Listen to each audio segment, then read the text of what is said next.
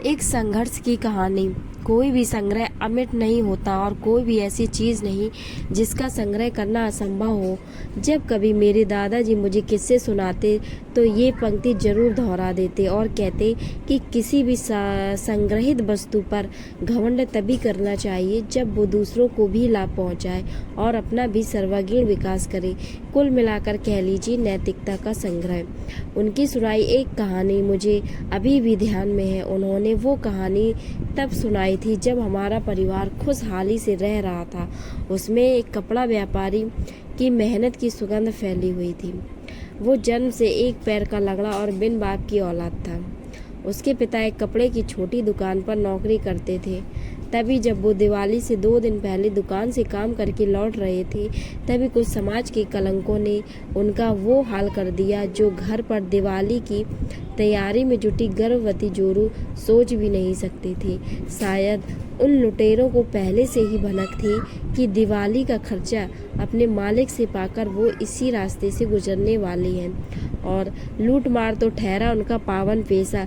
उन सब ने पहले तो उनसे वो थैली छीननी चाहिए। विरोध करने पर उन सबको उनको मौत से परिचय कराने में कोई हिचक न हुई। रात भर परेशान जब जोरू को ये बात पता चली तो उसकी कमर टूट गई। बेचारी एकमात्र सहारा लिए हुए ऐसी हालत में वो बड़ी मुश्किल से जी रही थी कि अब वो भी छिन गया। उसकी आंखों से ज़्यादा देर तक आंसू नहीं निकले।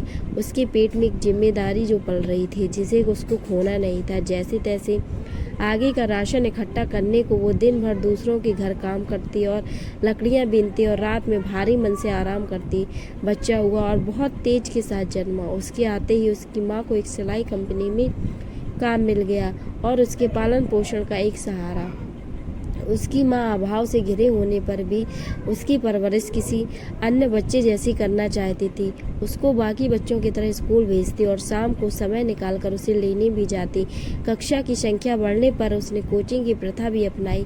कुछ सालों में उस बच्चे ने एक छात्रवृत्ति पाकर अपनी माँ के हाथों में पैसे लाकर रख दिए तो माँ का मन आंसुओं से भर गया।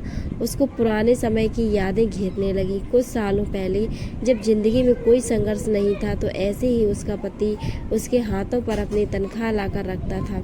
वो दौर कितना भी गरीबी भरा रहा हो पर था एकदम खूबसूरत। आज खाने को रोटी तो है पर साथ बैठकर खाने वाला पति नहीं, ना ही उस बच्चे के पास खेलने के लिए पिता। आज रहने को छत तो है पर उस छत के नीचे अपना नहीं। मैंने दादाजी से पूछा उस बच्चे को कैसा लगता होगा। उन्होंने कहा कि ये बात उसने खुद अपने कॉलेज के आखिरी दिन कही। उसने आंसू बहाने के बजाय जिंदगी जीने का तरीका बताया। अपना संघर्ष लोगों को न बताकर उसने अपनी माँ की बात रखी जिसने उसे कह रखा था कि किसी को अपनी कमजोरी, दुविधा या संघर्ष के बारे में नहीं बताना चाहिए बल्कि उसको आगे बढ़ने की सीख देनी चाहिए, चाहे ज़िंदगी में कितनी भी कठिनाई आए, क्योंकि आंसू बहाने से कुछ बदलता नहीं। मैंने बहाकर देखा सब कुछ ना बदला, न खुद ही आंसू पोंछकर आगे बढ़ने लगी। यही तुम्हारे पिता की असली श्रद्धांजलि थी।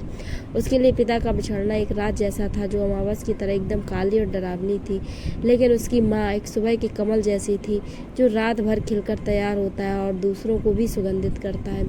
अंत में दादाजी ने पूछा, आप समझे? बीती रात कमल दल फूले का मतलब? मैं चुप था। दादाजी समझ गए और मुस्कुराकर मेरे सर पर हाथ फेरने लगे। दोस्तों कैसा लगा वीडियो हमें कमेंट सेक्शन में बताएं। चैनल को सब्सक्राइब करें। धन्यवाद।